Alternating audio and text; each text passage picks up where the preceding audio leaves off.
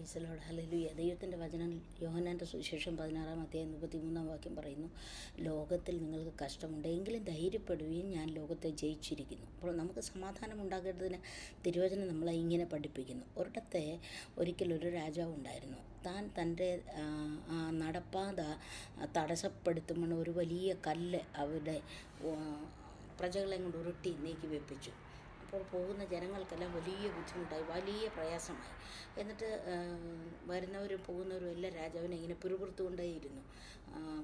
അങ്ങനെ ഇരിക്കുമ്പോൾ രാജാവ് ഒരു വലിയ മരത്തിൻ്റെ പുറകിൽ ഇതിങ്ങനെ കേട്ടുകൊണ്ടേ ഇരിക്കുകയായിരുന്നു. വേഷമൊക്കെ മാറി വന്ന് നിന്ന് കേട്ടുകൊണ്ടേ ഇരിക്കുകയായിരുന്നു. അപ്പം അങ്ങനെ സ്വോത്രം കച്ചവടക്കാർ പോകുന്നു, വഴിയിൽ ആൾക്കാർ പോവുകയും വരികയും ചെയ്യുന്നു, വലിയ ബുദ്ധിമുട്ടുണ്ടാക്കിക്കൊണ്ടേയിരുന്നു.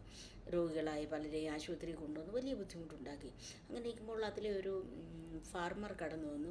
അങ്ങനെ കടന്നു വന്നപ്പോൾ അദ്ദേഹം തന്നെ ചിന്തിച്ചു, എൻ്റെ ദൈവമേ, ഇതിലെങ്ങാണ് രാജാവ് കടന്നു വന്നു കഴിഞ്ഞാൽ അദ്ദേഹത്തിന് മാർഗ്ഗതടസ്സം ഉണ്ടാകുമല്ലോ. അതുകൊണ്ട് എങ്ങനെയെങ്കിലും ഇത് മാറ്റുക എന്ന് താൻ വളരെ ആശിച്ചു.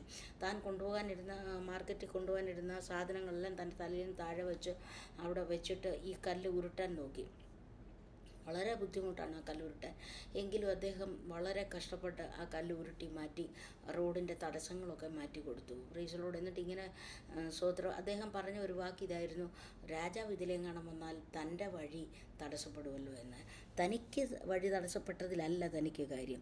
അങ്ങനെ ഉരുട്ട് മാറ്റിയതിന് ശേഷം ദൈവത്തിന് നന്ദി പറഞ്ഞിട്ട് അയാൾ നോക്കുകയും ആ ഉരുട്ട് മാറ്റിയെടുത്ത് ഒരു ചെറിയ സഞ്ചി ഇരിക്കുന്നത്. അപ്പോൾ അദ്ദേഹം ആ സഞ്ചി പോയി എടുത്ത് നോക്കിയപ്പോൾ ആ സഞ്ചിക്കകത്ത് മൊത്തം സ്വർണ്ണ നാണയങ്ങളാണ്. അതിനുശേഷം അതിനകത്തൊരു ചെറിയ ലെറ്റർ ഉണ്ട്. ആ ലെറ്റർ എടുത്ത് വായിച്ചപ്പോൾ അതിങ്ങനെ ഉണ്ട്, ഈ കല്ലുരുട്ടി നീക്കുന്നവർക്കുള്ളതാണ് ഈ സ്വർണ്ണ നാണയങ്ങളെന്ന് അതിലെഴുതിയിരുന്നു. അദ്ദേഹം വളരെ സന്തോഷത്തോടെ മാർക്കറ്റിലെല്ലാം പോയി സാധനങ്ങളെല്ലാം വിറ്റുപിറക്കി വീട്ടിൽ മറ്റു സാധനവുമായി കടന്നു വന്നു.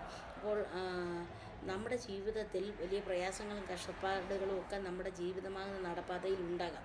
അപ്പോൾ നമുക്ക് ദൈവത്തിൻ്റെ വചനമല്ലാതെ നമ്മുടെ പ്രശ്നങ്ങളെ ഉരുട്ടി മാറ്റാൻ നമുക്ക് മറ്റാരുമില്ല. നമ്മൾ പലപ്പോഴും പിറുപിറുക്കാറുണ്ട്, കുറ്റം പറയാറുണ്ട്, പലപ്പോഴും നമ്മൾ പരാതി പറയാറുണ്ട്, മറ്റുള്ളവരെ വിളിച്ച് നമ്മളുടെ കല്ലുകളൊക്കെ മാറ്റാൻ നമ്മൾ പറയാറുണ്ട്. പക്ഷെങ്കിൽ മറ്റാർക്കും ഇതൊന്നും ചെയ്യാൻ കഴിയില്ല. നമ്മൾ സ്വയം തീരുമാനിക്കാൻ കഴിഞ്ഞാൽ, വചനം എടുക്കാൻ കഴിഞ്ഞാൽ, ബൈബിൾ എടുക്കാൻ കഴിഞ്ഞാൽ, പ്രാർത്ഥിക്കാൻ കഴിഞ്ഞാൽ, ശരീരം കൊണ്ടും പൂർണ്ണ മനസ്സുകൊണ്ടും പൂർണ്ണാത്മാവുകൊണ്ടും ദൈവത്തെ ആരാധിക്കാൻ കഴിഞ്ഞാൽ നമ്മുടെ ജീവിതത്തിൽ ഏത് വലിയ കല്ലും മാറിപ്പോകുന്നത് നമുക്ക് കാണാൻ കഴിയും. ഈ വചനങ്ങളാൽ ദൈവം നമ്മളെ ഓരോരുത്തരെയും സഹായിക്കുമാറാട്ടെ എന്നുള്ള പ്രാർത്ഥനയോടെ ദൈവത്തിൽ നിന്നും വിരമിച്ചുകൊള്ളുന്നു.